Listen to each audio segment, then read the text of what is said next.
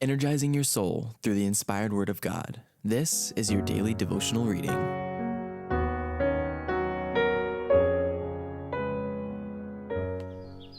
Our Daily Bread, April 2nd. Christ is the Chief Shepherd.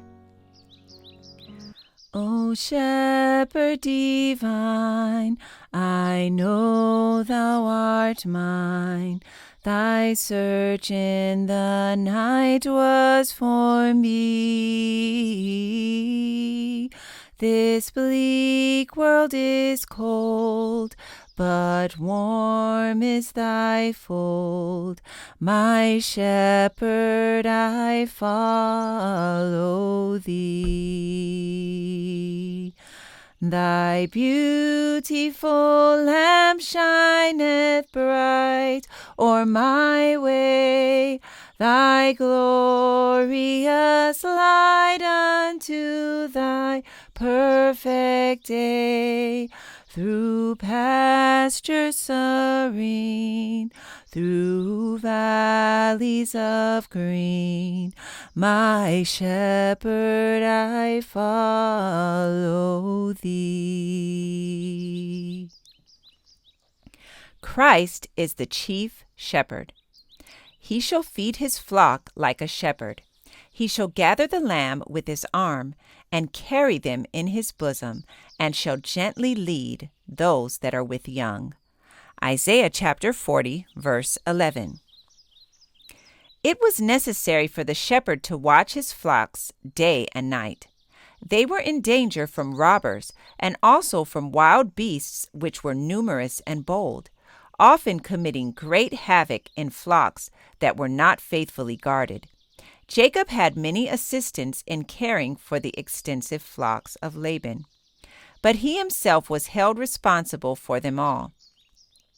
During some portions of the year, it was necessary for him to be constantly with the flocks in person, to guard them in the dry season against perishing from thirst, and during the coldest months from becoming chilled with the heavy night frosts.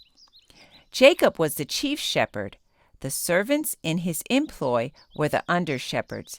If any of the sheep were missing, the chief shepherd suffered the loss, and he called the servants to whom he entrusted the care of the flock to a strict account if it was not found in a flourishing condition.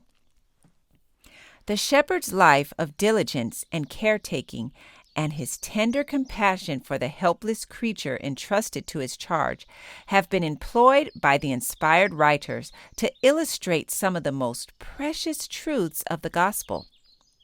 Christ, in his relation to his people, is compared to a shepherd. After the fall, he saw his sheep doomed to perish in the dark ways of sin. To save these wandering ones, he left the honors and glories of his Father's house. He says, I will seek that which was lost, and bring again that which was driven away, and will bind up that which was broken, and will strengthen that which was sick. I will save my flock, and they shall no more be a prey. Neither shall the beast of the land devour them. Ezekiel chapter 34, verses 16, 22, and 28. His voice is heard calling them to his fold, a shadow in the daytime from the heat, and for a place of refuge, and for a covert from storm and from rain. Isaiah chapter 4, verse 6. His care for the flock is unwearied. He strengthens the weak, relieves the suffering, gathers the lambs in his arms, and carries them in his bosom. His sheep love him, and a stranger will they not follow, but will flee from him, for they know not the voice of strangers. John chapter 10, verse 5. Christ says, The good shepherd giveth his life for the sheep. But he that is an hireling, and not the shepherd, whose own sheep are not, seeth the wolf coming, and leaveth the sheep, and fleeth, and the wolf catcheth them, and scattereth the sheep. The hireling fleeth, because he is an hireling, and careth not for the sheep. I am the good shepherd, and know my sheep, and am known of mine. Verses 11 through 14. Christ, the chief shepherd, has entrusted the care of his flock to his ministers as under-shepherds, and he bids them have the same interest that he has manifested and feel the sacred responsibility of the charge he has entrusted to them. He has solemnly commanded them to be faithful to feed the flock, to strengthen the weak, to relieve the fainting, and to shield them from devouring wolves.